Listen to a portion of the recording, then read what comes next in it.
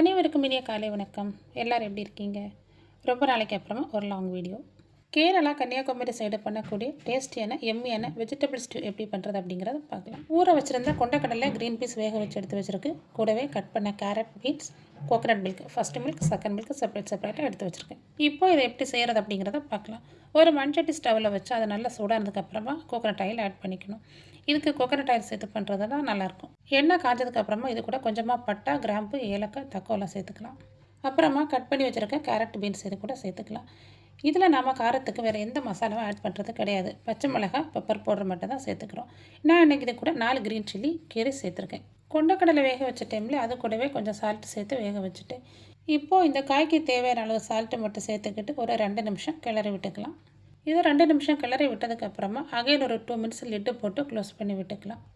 இந்த வெஜிடபிள் ஸ்டூ ஆப்பம், இடியாப்பம், இட்லி, சப்பாத்தி, பூரி, ப்ரெட்டு எல்லாத்துக்குமே சூப்பராக இருக்கும். ஆனால் எங்கள் வீட்டில் எல்லாருக்கும் இது ப்ரெட்டு கூட சேர்த்து சாப்பிட்றது ரொம்ப பிடிக்கும். எங்கள் ஊரில் ஃபங்க்ஷன் வீட்டில் எல்லாம் நான்வெஜ் சாப்பிடாதவங்களுக்கு இந்த குருமா கண்டிப்பாக இருக்கும்.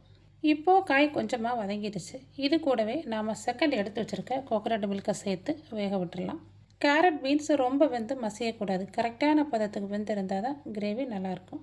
கோகனட் மில்க் சேர்த்ததுக்கு அப்புறமா ஒரு 3 to 5 மினிட்ஸ் லெட்டு போட்டு க்ளோஸ் பண்ணி விட்டோன்னா இந்த காய் சரியான பதத்துக்கு வெந்துடும். இப்போது 5 மினிட்ஸ் ஆயிடுச்சு. காய் நல்லாவே வெந்துருச்சு. இது கூடவே பொட்டோட்டோவும் சேர்த்துக்கலாம். அன்றைக்கி எங்கிட்ட பொட்டோட்டோ இல்லை, அதனால் நான் சேர்த்துக்கல.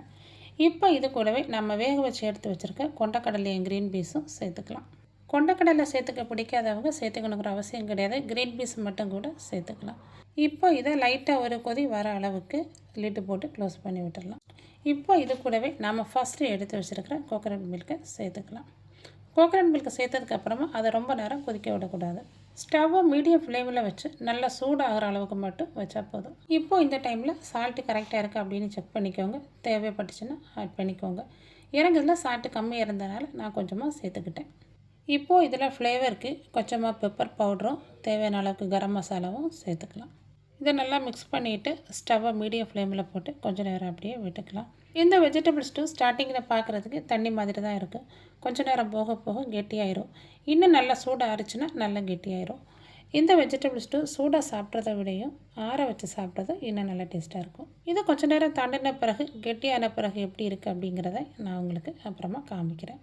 உங்கள் ஊரில் இந்த குருமாவுக்கு என்ன பேர் சொல்லுவீங்க அப்படிங்கிறதையும் சொல்லுங்கள். நீங்கள் எது கூட இந்த கிரேவியை யூஸ் பண்ணுவீங்க அப்படிங்கிறத சொல்லுங்கள். இன்னும் இது மட்டும் கிடையாது, கீ ரைஸ் கூடயும் இந்த ஒயிட் குருமா நல்லாயிருக்கும். இப்போது இது ஸ்டார்டிங்கில் இருந்ததை விடையும் கொஞ்சமாக கெட்டியாயிருச்சு. இன்னும் போக போக நல்லா கெட்டியாயிரும். இது வரைக்கும் இந்த வெஜிடபிள் ஸ்டூ ட்ரை பண்ணாதவங்க உங்கள் வீட்டில் ட்ரை பண்ணி பாருங்கள். எப்படி வந்துச்சு அப்படிங்கிறத கமெண்ட் பாக்ஸில் சொல்லுங்கள். வீடியோ பிடிச்சிருந்தால் லைக் பண்ணுங்கள்.